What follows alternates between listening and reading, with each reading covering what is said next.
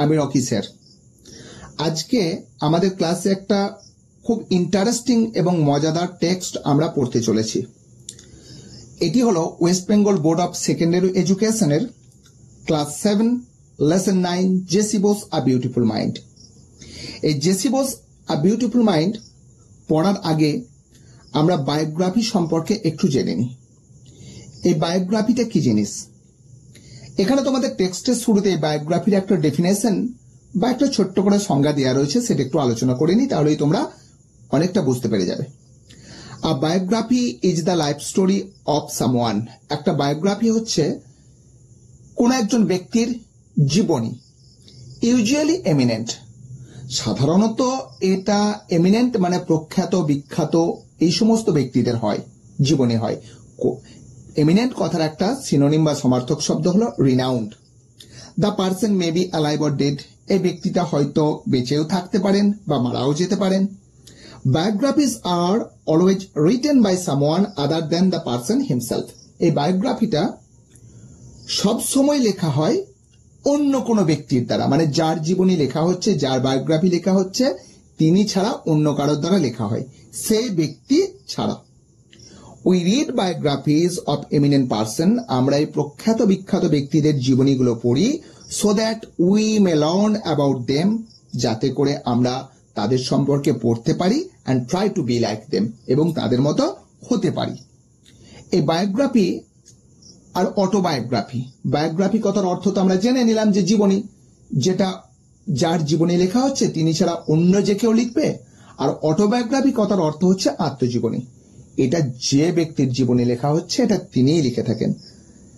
আমরা একটা বিখ্যাত অটোবায়োগ্রাফির নাম জানি, দ্য উইংস অফ ফায়ার, যেটা আমাদের প্রাক্তন রাষ্ট্রপতি ডক্টর এপিজে আব্দুল কালামের আত্মজীবনী বা অটোবায়োগ্রাফি। চলো আমরা এরপর সরাসরি টেক্সটে চলে যাই, ইউনিট 1 এর টেক্সটে। হিস্টোরিক্যালি, ঐতিহাসিকভাবে বা ঐতিহাসিক দিক থেকে, in 1895 India was under the British rule. 1895 খ্রিস্টাব্দে ভারতবর্ষ ছিল ব্রিটিশদের শাসনাধীনে। A different history was made that year at the town hall in Kolkata. কিন্তু একটা ভিন্ন ধরনের ইতিহাস কলকাতার টাউন হলে এই বছর রচিত হয়েছিল। কি সেই ভিন্ন ধরনের ইতিহাস? অ্যান ইন্টারেস্টিং ডেমনস্ট্রেশন, একটা মজাদার, ইন্টারেস্টিং কথার অর্থ হচ্ছে চিত্তাকর্ষক বলতে পারি, মজাদার বলতে পারি। ডেমনস্ট্রেশন কথার অর্থ হচ্ছে an activity that shows and explains how something work, এমন একটা কর্মকাণ্ড যেটা আমাদেরকে দেখায় বা বর্ণনা করে কিভাবে কোনো একটা জিনিস কাজ করে। আমরা প্রদর্শনী বলতে পারি এটা।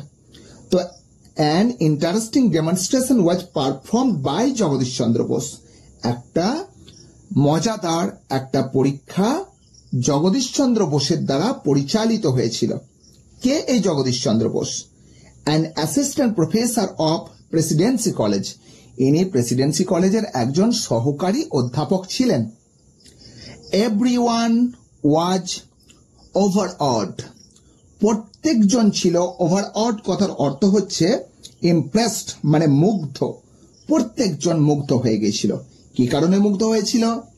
হোয়েন দ্য ইলেকট্রোম্যাগনেটিক ওয়েভস, যখন তড়িৎ চুম্বকীয় তরঙ্গ travel from lecture hall to a third room about 75 meters away.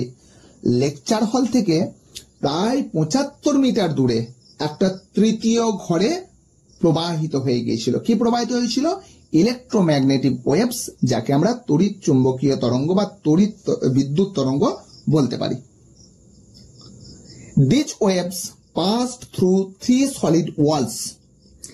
এই তরঙ্গটা পার করে গিয়েছিল 3টে কঠিন দেওয়াল, একবারে 3টে কঠিন দেওয়ালকে ভেদ করে চলে গিয়েছিল। This was a remarkable and path breaking incident. এটা ছিল রিমার্কেবল, উল্লেখযোগ্য। পাথ ব্রেকিং কথার অর্থ হচ্ছে একটা যুগান্তকারী, রিমার্কেবল উদ্ভাবনামূলক বা প্রথাভঙ্গকারী, মানে যেটা সাধারণত আমরা প্রথাগতভাবে দেখে এসেছি, সে প্রথাকে ভঙ্গ করে অন্য একটা প্রথার জন্ম দেওয়া, সেটাই পাথ ব্রেকিং ইনসিডেন্ট বা ঘটনা। Which paved the way for future research all over the world, যা ভবিষ্যতে পৃথিবীর মধ্যে ভবিষ্যতে গবেষণার পথকে আরো প্রশস্ত করেছিল। এই পেভড কথার অর্থ হচ্ছে ক্রিয়েট আ সিচুয়েশন, এমন একটা পরিস্থিতি সৃষ্টি করা, in which something can happen, যার মধ্যে কোনো কিছু সংঘটিত হয়। বর্ন অন 30th November 1858, এই জগদীশচন্দ্র বোস জন্মগ্রহণ করেছিলেন 30শে নভেম্বর 1858 খ্রিস্টাব্দে। কোথায়? অ্যাট বিক্রমপুর, বিক্রমপুরে জন্মগ্রহণ করেছিলেন। এখানে অ্যাট কেন ব্যবহার হলো? আমরা জানি যে অ্যাট প্রিপজিশনটা ব্যবহার হয় যখন কোনো ছোট শহর বা গ্রামের নাম বোঝায়, তার আগে অ্যাট প্রিপজিশন বসে, বা কোনো ছোট জায়গায় উল্লেখ করতে গেলে অ্যাট প্রিপজিশনটা বসে। এই বিক্রমপুরটা কোথায়? Now Munshiganj district of Bangladesh, বর্তমানে বাংলাদেশের মুন্সিগঞ্জ ডিস্ট্রিক্টের মধ্যে পড়ছে। Jagadish Chandra Bose was a man of diverse talent. Jagadish Chandra Bose ছিলেন একজন মানুষ যিনি ছিলেন বহুমুখী প্রতিভার অধিকারী। এই ডাইভার্স কথার অর্থ হচ্ছে বহুমুখী, অফ ভেরিয়াস কাইন্ডস, বিভিন্ন মানে প্রতিভার অধিকারী ছিলেন। তিনি কি ছিলেন? আ ফিজিসিস্ট, ফিজিসিস্ট কথার অর্থ হচ্ছে পদার্থবিদ, যিনি পদার্থবিজ্ঞান নিয়ে কাজ করেন। আ বায়োলজিস্ট, একজন জীববিজ্ঞানী বা একজন জীববিদ, অ্যাজ ওয়েল অ্যাজ তারপরে একজন বোটানিস্ট, একজন বোটানিস্ট কথার অর্থ হলো জীববিজ্ঞানী, as well as a writer of science fiction, তার সাথে সাথে তিনি একজন গল্পবিজ্ঞান গল্পের লেখক ছিলেন। তাহলে এই কারণেই তাকে বলা হয়েছে ডাইভার্স ট্যালেন্ট বা বহুমুখী প্রতিভার অধিকারী। তিনি একজন পদার্থবিদ ছিলেন, আ ফিজিসিস্ট, একজন বায়োলজিস্ট ছিলেন, একজন জীববিজ্ঞানী, একজন বোটানিস্ট ছিলেন মানে হচ্ছে উদ্ভিদ বিজ্ঞানী, as well as a writer of science fiction, তার সাথে সাথে তিনি একজন কল্পবিজ্ঞানের লেখক ছিলেন। হিজ ফাদার ভগবান চন্দ্র বোস, তার বাবা ছিলেন ভগবান চন্দ্র বোস। তিনি কে ছিলেন? ওয়াজ আ লিডার অফ ব্রহ্ম সমাজ, তিনি ব্রহ্ম সমাজের একজন লিডার মানে একজন নেতা ছিলেন। শুধু কি তাই ছিলেন? তা না, হি worked as a deputy magistrate in Faridpur, Bardhaman and in other places. তিনি ফরিদপুর, বর্ধমান এবং অন্যান্য জায়গার ডেপুটি ম্যাজিস্ট্রেট হিসাবে কাজ করেছেন। জগদীশচন্দ্র's education started in a vernacular school. জগদীশচন্দ্রের যে পড়াশোনাটা সেটা শুরু হয়েছিল একটি মাতৃভাষা মানে হচ্ছে বাংলা ভাষা যে সমস্ত স্কুলে, এই ভার্নাকুলার কথার অর্থ হচ্ছে মানে হচ্ছে যেখানে মাতৃভাষায় যে স্কুলেতে পড়াশোনা করা হয়, একটি মাতৃভাষার মাধ্যম বা বাংলা মাধ্যম বিদ্যালয় থেকে শুরু হয়েছিল। ঠিক আছে? বিকজ কারণ হিজ ফাদার, তার বাবা, বিলিভ দ্যাট, তিনি বিশ্বাস করতেন যে one must know one's mother tongue, একজনের জানা উচিত তার মাতৃভাষা, before learning any other language, অন্যান্য ভাষা শিক্ষার আগে। বিসাইড ওয়ান শুড নো, এর পাশাপাশি একজনের জানা উচিত ওয়ান্স ওন পিপল, তার নিজস্ব মানুষজনদেরকে। Speaking at Bikrampur conference in 1915, Bose said, 1915 খ্রিস্টাব্দে বিক্রমপুর তার জন্মভূমি, তার জন্মস্থান, সেখানে একটা কনফারেন্স বা একটা সভা হয়েছিল যেটা 1915 খ্রিস্টাব্দে হয়েছিল। সেখানে বোস বলেছিলেন, অ্যাট দ্য টাইম, এই সময়কালে বা এই সময়ে, sending children to English school, এই ছেলে মেয়েদেরকে ইংরেজি মাধ্যম স্কুলেতে পাঠানো, ওয়াজ আ প্রিভিলেজ স্টেটাস সিম্বল, এটা ছিল একটা অভিজাত পদমর্যাদার প্রতীক। প্রিভিলেজ স্টেটাস সিম্বল কথার অর্থ হচ্ছে অভিজাত পদমর্যাদার প্রতীক। ইন ভার্নাকুলার স্কুল, এই যে মাতৃভাষা মাধ্যম স্কুলেতে, বিদ্যালয়েতে, to which I was sent, যাদের সহিত আমাকে পাঠানো হতো, তারা কে ছিলেন? The son of Muslim attendant of my father, সে ছিল আমার বাবার একজন মুসলমান ভৃত্য, মানে ভৃত্য মানে চাকর বা সহকারী, তার ছেলে। স্যাট অন মাই রাইট, যে আমার ডান দিকে বসতো। And the son of a fisherman sat on my left, আর একজন মৎস্যজীবী বা জেলের ছেলে, সে আমার বাম পাশে বসতো। দে ওয়ার মাই প্লেমেটস, এরা ছিল আমার খেলার সাথী। I listened spell bound, spell bound কথার অর্থ হচ্ছে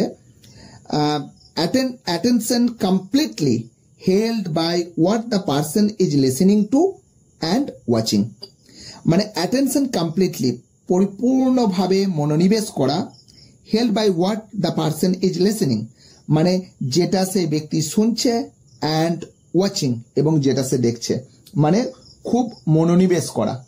তো মন্ত্রমুগ্ধ যাকে আমরা বলতে পারি। আই লিসেন্ড স্পেল বাউন্ড, আমি মন্ত্রমুগ্ধ হয়ে শুনেছিলাম। To their stories of birds, তাদের গল্প, কিসের গল্প? পাখিদের গল্প।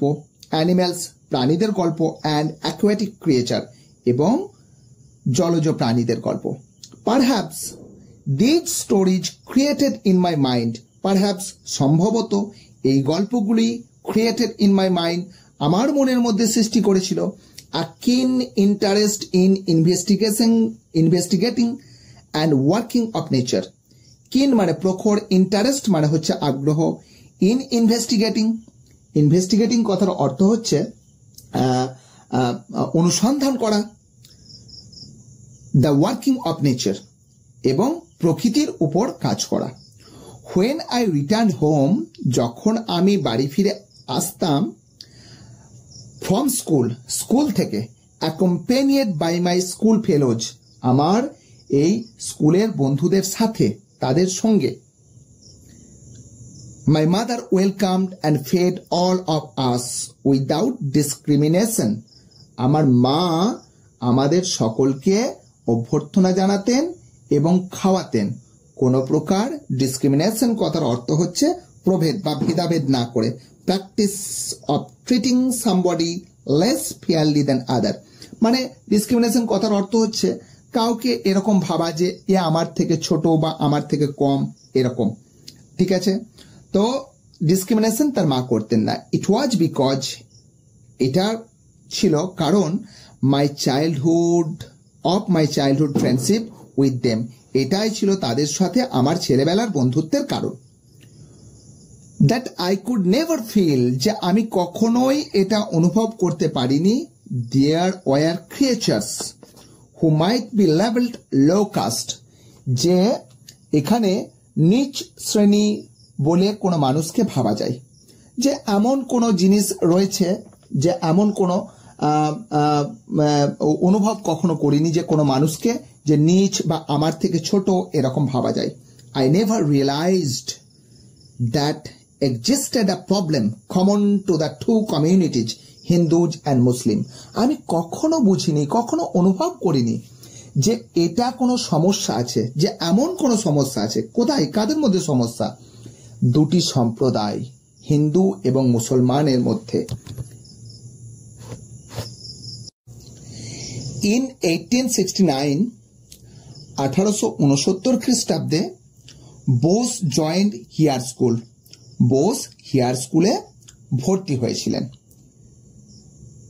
and 6 years later, 6 বছর পর, he was admitted to St. Xavier School in Kolkata, তিনি কলকাতার সেন্ট জেভিয়ার স্কুলে তাকে ভর্তি করানো হয়।